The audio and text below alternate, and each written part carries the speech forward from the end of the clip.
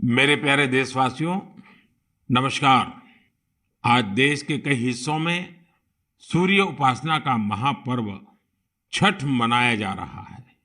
छठ पर्व का हिस्सा बनने के लिए लाखों श्रद्धालु अपने गांव, अपने घर, अपने परिवार के बीच पहुंचे हैं। मेरी प्रार्थना है कि छठ मैया सबकी समृद्धि, सबके कल्याण का आशीर्वाद दें। साथियों, सूर्य उपासना की परंपरा इस बात का प्रमाण है कि हमारी संस्कृति, हमारी आस्था का प्रकृति से कितना गहरा जुड़ाव है। इस पूजा के जरिए हमारे जीवन में सूर्य के प्रकाश का महत्व समझाया गया है। साथ ही ये संदेश भी दिया गया है कि उतार चढ़ाव जीवन का अभिन्न हिस्सा है। इसलिए हमें हर परिस्थिति में एक समान भाव रखना चाहिए।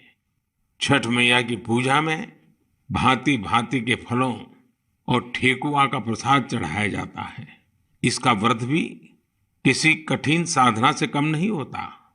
छठ पूजा की एक और खास बात होती है कि इसमें पूजा के लिए जिन वस्तुओं का इस्तेमाल होता है उसे समाज के विभिन्न लोग मिलकर तैयार करते हैं। इसमें बांस की बनी टोकरी या सुपली का उपयोग होता है। मिट्टी के दियों का अपना महत्व होता है। इसके जरिए चने की पैदावार करने वाले किसान और बतासे बनाने वाले छोटे उद्यमियों का समाज में महत्व स्थापित किया गया है। इनके सहयोग के बिना छठ की पूजा संपन्न ही नहीं हो सकती। छठ का पर्व हमारे जीवन में स्वच्छता के महत्व पर भी जोर देता है। इस पर्व के आने पर सामुदायिक स्तर पर सड़क, नदी, घाट, पानी के विभिन्न स्रोत सबकी सफाई की जाती है। छठ का पर्व एक भारत श्रेष्ठ भारत का भी उदाहरण है। आज बिहार और पूर्वांचल के लोग देश के जिस भी कोने में हैं, वहां धूमधाम से छठ का आयोजन हो रहा है। दिल्ली, मुंबई समेत महाराष्ट्र के अलग अलग जिलों और गुजरात के कई हिस्सों में छठ का बड़े पैमाने पर आयोजन होने लगा है। मुझे तो याद है, पहले गुजरात में उतनी छठ पूजा नहीं होती थी, लेकिन समय के साथ आज करीब करीब पूरे गुजरात में छठ पूजा के रंग नजर आने लगे हैं। ये देखकर मुझे भी बहुत खुशी होती है। आजकल हम देखते हैं विदेशों से भी छठ पूजा की कितनी भव्य तस्वीरें आती हैं। यानी भारत की समृद्ध विरासत, हमारी आस्था दुनिया के कोने कोने में अपनी पहचान बढ़ा रही है। इस महापर्व में शामिल होने वाले हर आस्थावान को मेरी तरफ से बहुत बहुत शुभकामनाएं। मेरे प्यारे देशवासियों, अभी हमने पवित्र छठ पूजा की बात की, भगवान सूर्य की उपासना की बात की। तो क्यों न सूर्य उपासना के साथ साथ आज हम उनके वरदान की भी चर्चा करें।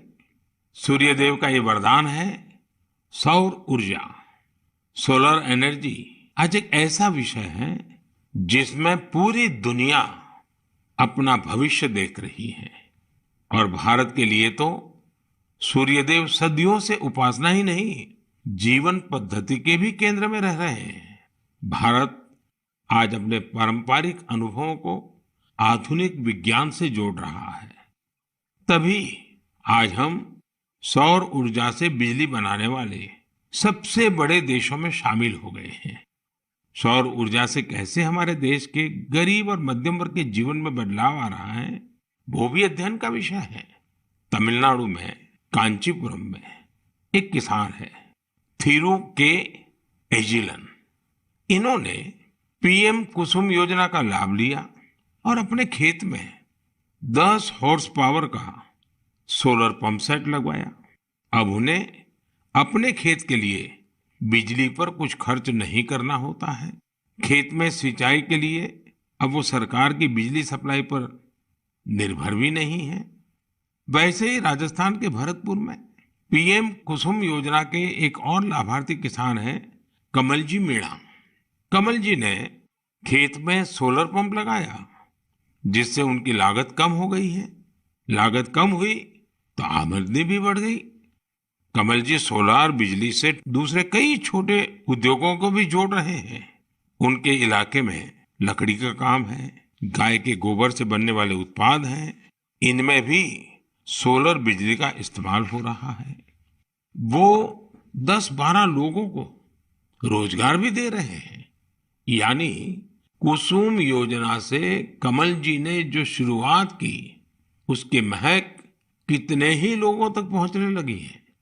साथियों, क्या आप कभी कल्पना कर सकते हैं कि आप महीने भर बिजली का उपयोग करें और आपका बिजली बिल आने के बजाय आपको बिजली के पैसे मिले? सौर ऊर्जा ने ये भी कर दिखाया है। आपने कुछ दिन पहले देश के पहले सूर्यग्राम गुजरात के मोढेरा की खूब चर्चा सुनी होगी। मोढेरा सूर्यग्राम के ज्यादातर घर सोलर पावर से बिजली पैदा करने लगे हैं।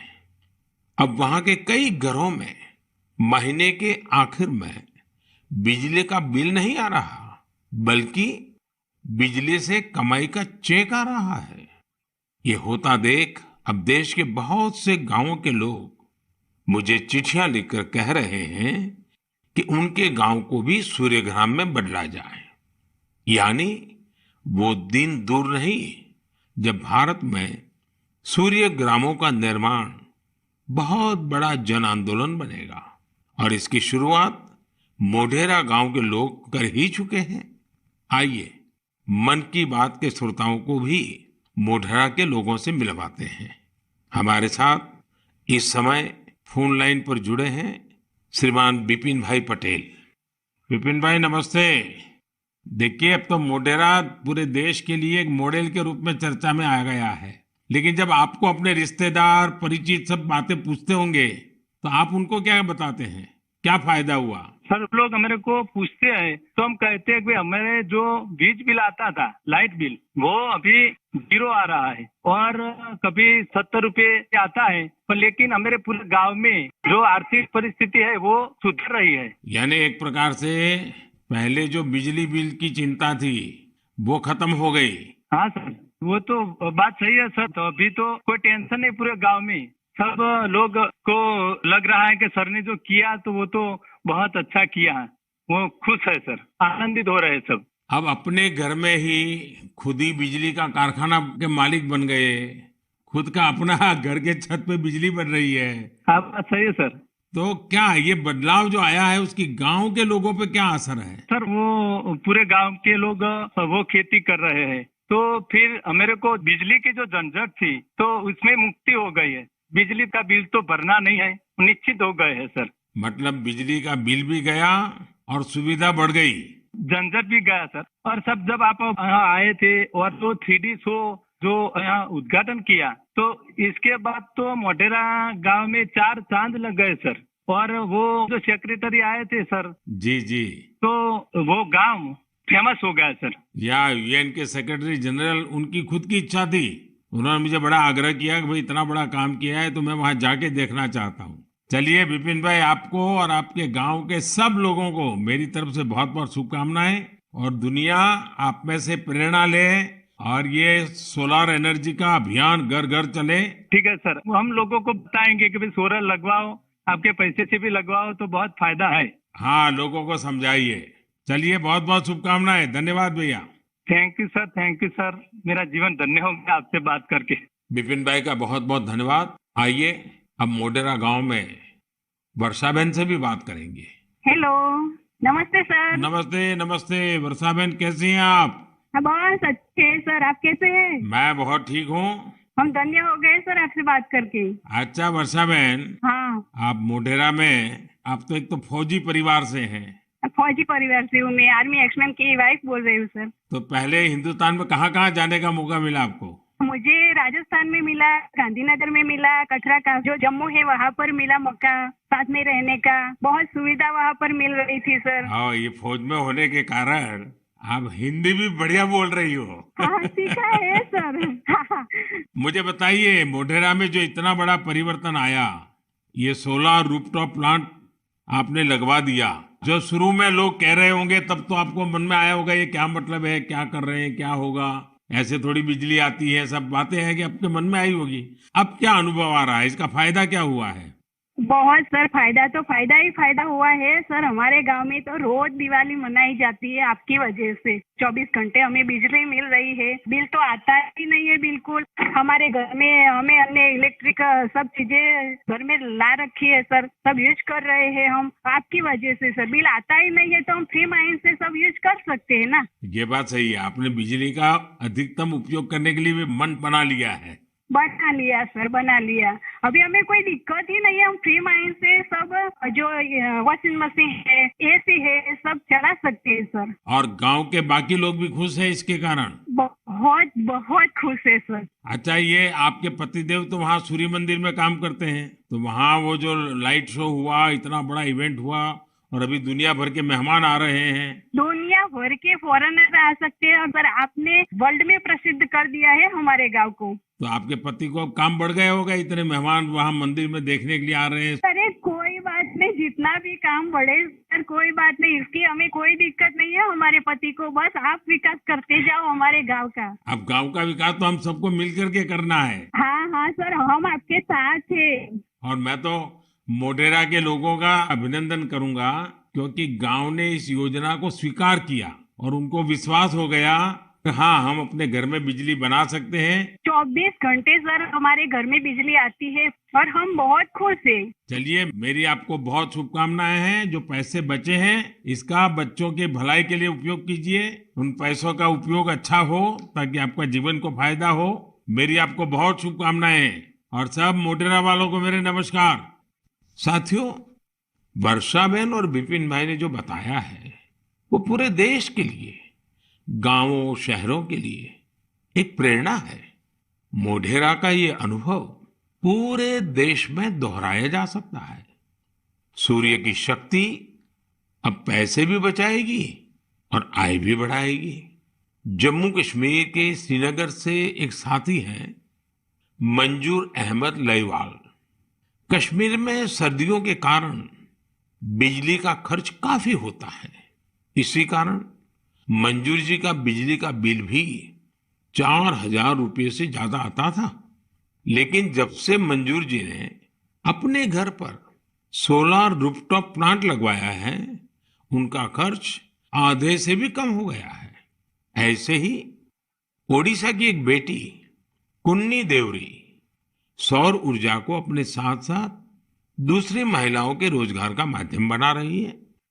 कुन्नी ओडिशा के केंदुझर जिले के करदापाल गांव में रहती है।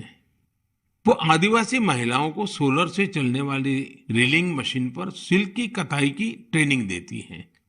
सोलर मशीन के कारण इन आदिवासी महिलाओं पर बिजली के बिल का बोझ नहीं पड़ता और उनकी आमदनी हो रही है।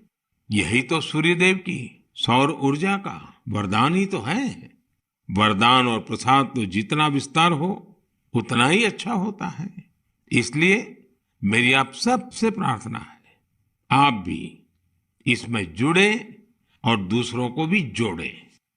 मेरे प्यारे देशवासियों, अभी मैं आपसे सूरज की बातें कर रहा था। अब मेरा ध्यान स्पेस की तरफ जा रहा है। वो इसलिए क्योंकि हमारा देश सोलर सेक्टर के साथ ही स्पेस सेक्टर में भी कमाल कर रहा है। पूरी दुनिया आज भारत की उपलब्धियां देखकर हैरान है।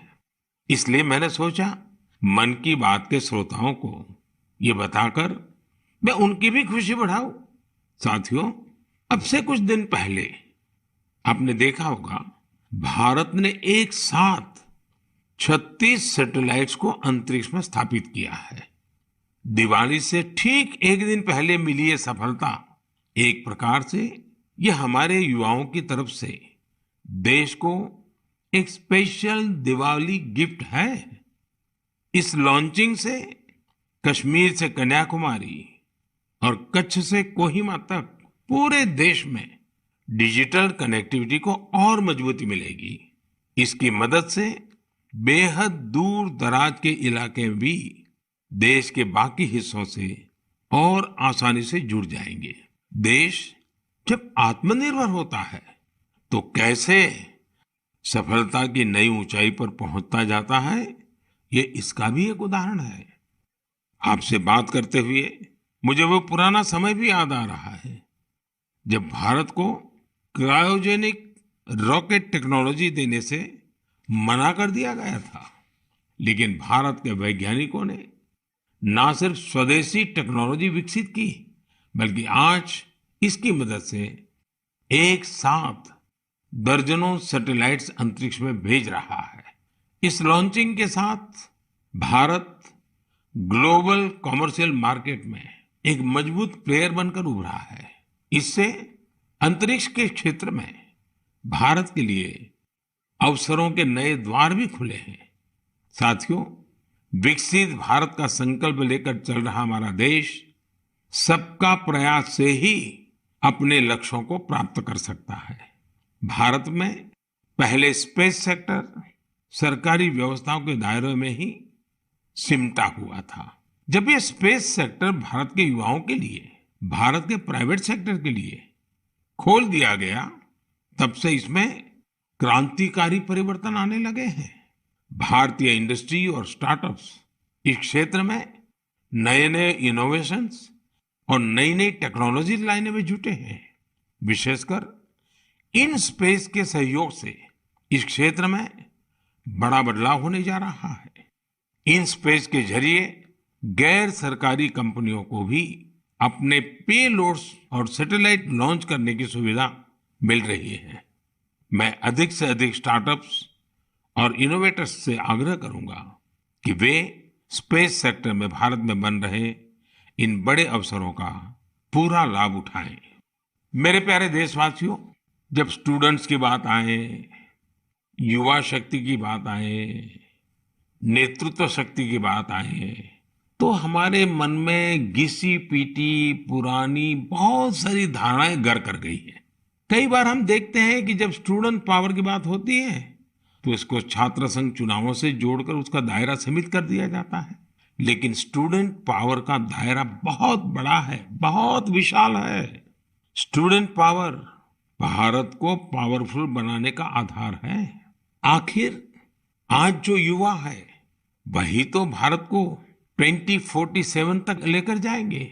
जब भारत शताब्दी मनाएगा, युवाओं की ये शक्ति, उनकी मेहनत, उनका पसीना, उनकी प्रतिभा भारत को उस ऊंचाई पर लेकर जाएगी जिसका संकल्प देश आज ले रहा है। हमारे आज के युवा जिस तरह देश के लिए काम कर रहे हैं, नेशन बिल्डिंग में जुट गए हैं, वो देखकर मैं बहुत भरोसे से भरा हुआ हूं। जिस तरह हमारे युवा हैकेथॉन्स में प्रॉब्लम सॉल्व करते हैं, रात रात भर जाकर घंटों काम करते हैं, वो बहुत ही प्रेरणा देने वाला है। बीते वर्षों में हुए हैकाथॉन्स ने देश के लाखों युवाओं ने मिलकर बहुत सारे चैलेंजेस को निपटाया है, देश को नए सॉल्यूशन दिए हैं। साथियों, आपको याद होगा मैंने लाल किले से जय अनुसंधान का आह्वान किया था। मैंने इस दशक को भारत का टेकेड बनाने की बात भी कही थी। मुझे ये देखकर बहुत अच्छा लगा, इसकी कमान हमारी आईआईटीज के स्टूडेंट्स ने भी संभाल ली है। इसी महीने 14-15 अक्टूबर को सभी 23 आईआईटीज अपने इनोवेशंस और रिसर्च प्रोजेक्ट को प्रदर्शित करने के लिए पहली बार एक मंच पर आए। इस मेले में देश भर से चुनकर आए स्टूडेंट्स और रिसर्चर्स, उन्होंने 75 से अधिक बेहतरीन प्रोजेक्ट्स को प्रदर्शित किया। Health care, agriculture, robotics, semiconductors, 5G communications, ऐसी ढेर सारी थीम्स पर ये प्रोजेक्ट बनाए गए थे। वैसे तो ये सारे ही प्रोजेक्ट एक से बढ़कर एक थे, लेकिन मैं कुछ प्रोजेक्ट्स के बारे में आपका ध्यान आकर्षित करना चाहता हूं। जैसे आईआईटी भुवनेश्वर की एक टीम ने नवजात शिशुओं के लिए पोर्टेबल वेंटिलेटर विकसित किया है। ये बैटरी से चलता है और इसका उपयोग दूर दराज के क्षेत्रों में आसानी से किया जा सकता है। ये उन बच्चों का जीवन बचाने में बहुत मददगार साबित हो सकता है जिनका जन्म तय समय से पहले हो जाता है। इलेक्ट्रिक मोबिलिटी हो, ड्रोन टेक्नोलॉजी हो, 5G हो, हमारे बहुत सारे छात्र इनसे जुड़ी नई टेक्नोलॉजी विकसित करने में जुटे हैं। कई सारी IITs मिलकर एक बहुभाषक प्रोजेक्ट पर भी काम कर रही है, जो स्थानीय भाषाओं को सीखने के तरीके को आसान बनाता है। ये प्रोजेक्ट नई राष्ट्रीय शिक्षा नीति को, उन लक्ष्यों को प्राप्ति में भी बहुत मदद करेगा। आपको ये जानकर भी अच्छा लगेगा कि IIT मद्रास और IIT कानपुर ने भारत के स्वदेशी 5G टेस्टबेड को तैयार करने में अग्रणी भूमिका निभाई है। निश्चित रूप से यह एक शानदार शुरुआत है। मुझे आशा है कि आने वाले समय में इस तरह के कई और प्रयास देखने को मिलेंगे। मुझे यह भी उम्मीद है कि IIT से प्रेरणा लेकर दूसरे इंस्टीट्यूशंस भी अनुसंधान एवं विकास से जुड़ी अपनी एक्टिविटीज में तेजी लाएंगे। मेरे प्यारे देशवासियों, पर्यावरण के प्रति संवेदनशीलता हमारे समाज के कण कण में समाहित है और इसे हम अपने चारों ओर महसूस कर सकते हैं। देश में ऐसे लोगों की कमी नहीं जो पर्यावरण की रक्षा के लिए अपना जीवन खपा देते हैं। कर्नाटका के बेंगलुरु में रहने वाले सुरेश कुमार जी से भी हम बहुत कुछ सीख सकते हैं। उनमें प्रकृति और पर्यावरण की रक्षा के लिए गजब का जुनून है। 20 साल पहले उन्होंने शहर के सहकार नगर के एक जंगल को फिर से हरा भरा करने का बीड़ा उठाया था। ये काम मुश्किलों से भरा था, लेकिन 20 साल पहले लगाए गए वो पौधे आज 40-40 फीट ऊंचे विशालकाय पेड़ बन चुके हैं। अब इनकी सुंदरता हर किसी का मन मोह लेती है। इससे वहां रहने वाले लोगों को भी बड़े गर्व की अनुभूति होती है। सुरेश कुमार जी और एक अद्भुत काम भी करते हैं। उन्होंने कन्नड़ा भाषा और संस्कृति को बढ़ावा देने के लिए सहकार नगर में एक बस शेल्टर भी बनाया है। वो सैकड़ों लोगों को कन्नड़ा में लिखी ब्रास प्लेट्स भी भेंट कर चुके हैं। इकोलॉजी और कल्चर दोनों साथ साथ आगे बढ़े और फले फूले। सोचिए, ये कितनी बड़ी बात है। साथियों, आज इको फ्रेंडली लिविंग और इको फ्रेंडली प्रोडक्ट्स को लेकर लोगों में पहले से कहीं अधिक जागरूकता दिख रही है। मुझे तमिलनाडु के एक ऐसे ही दिलचस्प प्रयास के बारे में भी जानने का मौका मिला। ये शानदार प्रयास कोयम्बटूर के अनाईकट्टी में आदिवासी महिलाओं की एक टीम का है। इन महिलाओं ने निर्यात के लिए 10,000 eco friendly terracotta tea cups का निर्माण किया। कमाल की बात तो यह है कि टेराकोटा टी कप्स बनाने की पूरी जिम्मेदारी इन महिलाओं ने खुद ही उठाई। क्ले मिक्सिंग से लेकर फाइनल पैकेजिंग तक सारे काम स्वयं किए। इसके लिए इन्होंने प्रशिक्षण भी लिया था। इस अद्भुत प्रयास की जितनी भी प्रशंसा की जाए कम है। साथियों, त्रिपुरा के कुछ गांवों ने भी बड़ी अच्छी सीख दी है। आप लोगों ने बायो विलेज तो जरूर सुना होगा, लेकिन त्रिपुरा के कुछ गांव बायो विलेज 2 की सीढ़ी चढ़ गए हैं। बायो विलेज 2 में इस बात पर जोर होता है कि प्राकृतिक आपदाओं से होने वाले नुकसान को कैसे कम से कम किया जाए। इसमें विभिन्न उपायों से लोगों के जीवन स्तर को बेहतर बनाने पर पूरा ध्यान दिया जाता है। Solar energy, biogas, bee keeping और बायो फर्टिलाइजर, इन सब पर पूरा फोकस रहता है। कुल मिलाकर अगर देखें तो जलवायु परिवर्तन के खिलाफ अभियान को बायो विलेज 2 बहुत मजबूती देने वाला है। मैं देश के अलग अलग हिस्सों में पर्यावरण संरक्षण को लेकर बढ़ रहे उत्साह को देखकर बहुत ही खुश हूं। कुछ दिन पहले ही भारत में पर्यावरण की रक्षा के लिए समर्पित मिशन लाइफ को भी लॉन्च किया गया है। मिशन लाइफ का सीधा सिद्धांत है ऐसी जीवन शैली, ऐसी लाइफस्टाइल को बढ़ावा जो पर्यावरण को नुकसान न पहुंचाए। मेरा आग्रह है कि आप भी मिशन लाइफ को जानिए, उसे अपनाने का प्रयास कीजिए। साथियों, कल 31 अक्टूबर को राष्ट्रीय एकता दिवस है। सरदार वल्लभ भाई पटेल जी की जन्म जयंती का पुण्य अवसर है। इस दिन देश के कोने कोने में रन फॉर यूनिटी का आयोजन किया जाता है। ये दौड़ देश में एकता के सूत्र को मजबूत करती है, हमारे युवाओं को प्रेरित करती है। अब से कुछ दिन पहले ऐसी ही भावना हमारे राष्ट्रीय खेलों के दौरान भी देखी है।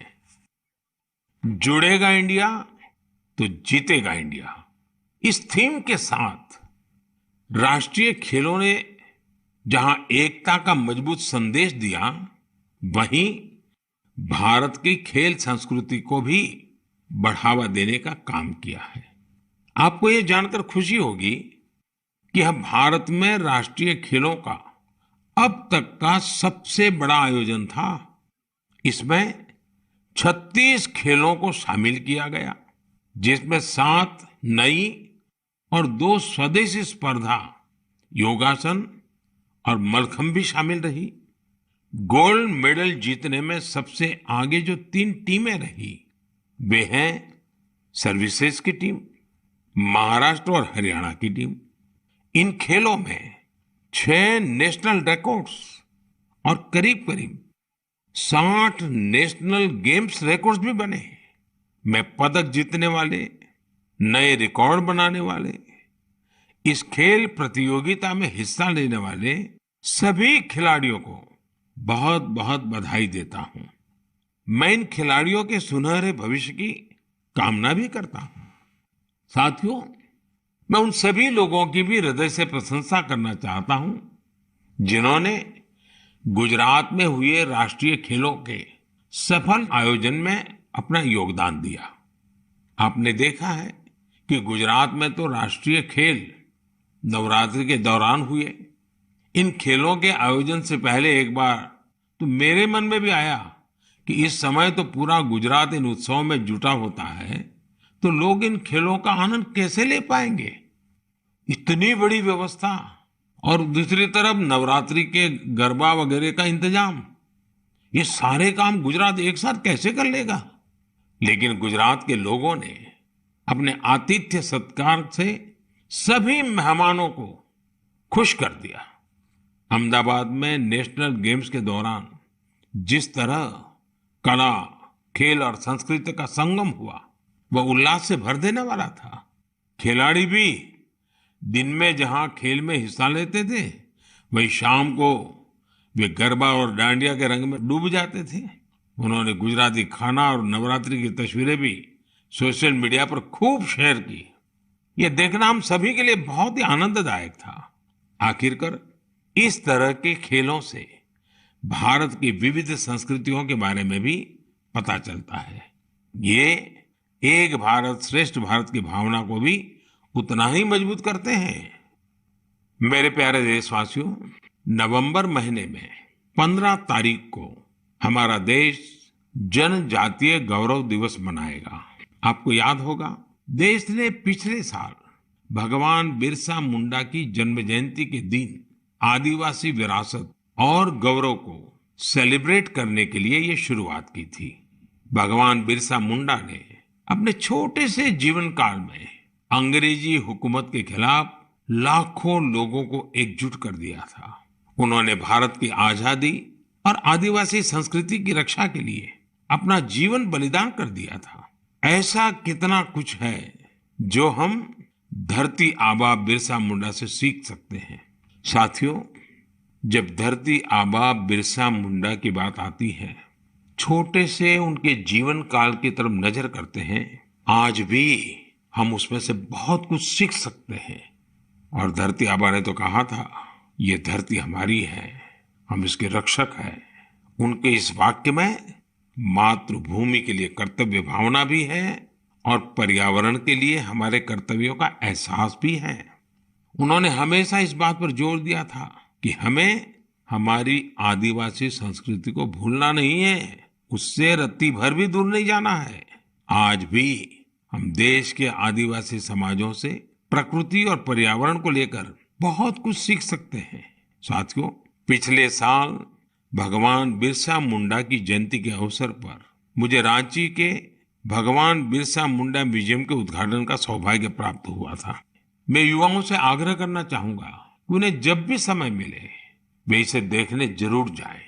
मैं आपको ये भी बताना चाहता हूं कि 1 नवंबर यानी परसों मैं गुजरात राजस्थान के बॉर्डर पर मौजूदा मानगढ़ में रहूंगा। भारत के स्वतंत्रता संग्राम और हमारी समृद्ध आदिवासी विरासत में मानगढ़ का बहुत ही विशिष्ट स्थान रहा है।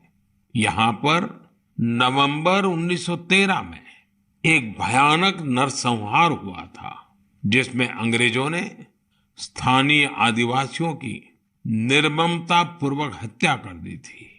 बताया जाता है कि इस नरसंहार में 1000 से अधिक आदिवासियों को अपनी जान गंवानी पड़ी थी। इस जनजातीय आंदोलन का नेतृत्व गोविंद गुरु जी ने किया था, जिनका जीवन हर किसी को प्रेरित करने वाला है। आज मैं उन सभी आदिवासी शहीदों और गोविंद गुरु जी के अदम्य साहस और शौर्य को नमन करता हूँ। हम इस अमृत काल में भगवान बिरसा मुंडा, गोविंद गुरु और अन्य स्वतंत्र सेनानियों के आदर्शों का जितनी निष्ठा से पालन करेंगे, हमारा देश उतनी ही ऊंचाइयों को छुएगा। मेरे प्यारे देशवासियों, आने वाली 8 नवंबर को गुरुपुरब है। गुरु नानक जी का प्रकाश पर्व जितना हमारी आस्था के लिए महत्वपूर्ण है, उतना ही हमें इससे सीखने को भी मिलता है। गुरु नानक देव जी ने अपने पूरे जीवन मानवता के लिए प्रकाश फैलाया। पिछले कुछ वर्षों में देश ने गुरुओं के प्रकाश को जन जन तक पहुंचाने के लिए अनेकों प्रयास किए हैं। हमें गुरु नानक देव जी का 550वां प्रकाश पर्व देश और विदेश में व्यापक स्तर पर मनाने का सौभाग्य मिला था। दशकों के इंतजार के बाद करतारपुर साहिब कॉरिडोर का निर्माण होना भी उतना ही सुखद है। कुछ दिन पहले ही मुझे हेमकुंड साहिब के लिए रोपवे के शिलान्यास का भी सौभाग्य मिला है। हमें हमारे गुरुओं के विचारों से लगातार सीखना है, उनके लिए समर्पित रहना है। इसी दिन कार्तिक पूर्णिमा का भी है। इस दिन हम तीर्थों में, नदियों में स्नान करते हैं, सेवा और दान करते हैं। मैं आप सभी को इन पर्वों की हार्दिक बधाई देता हूं। आने वाले दिनों में कई राज्य अपने राज्य दिवस भी मनाएंगे। आंध्र प्रदेश अपना स्थापना दिवस मनाएगा, केरला पिरावी मनाया जाएगा, कर्नाटका राज्योत्सव मनाया जाएगा। इसी तरह मध्य प्रदेश, छत्तीसगढ़ और हरियाणा भी अपने राज्य दिवस मनाएंगे। मैं इन सभी राज्यों के लोगों को शुभकामनाएं देता हूं। हमारे सभी राज्यों में एक दूसरे से सीखने की, सहयोग करने की और मिलकर काम करने की स्पिरिट जितनी मजबूत होगी, देश उतना ही आगे जाएगा। मुझे विश्वास है हम इसी भावना से आगे बढ़ेंगे। आप सब अपना ख्याल रखिए, स्वस्थ रहिए। मन की बात की अगली मुलाकात तक के लिए मुझे आज्ञा दीजिए। नमस्कार, धन्यवाद।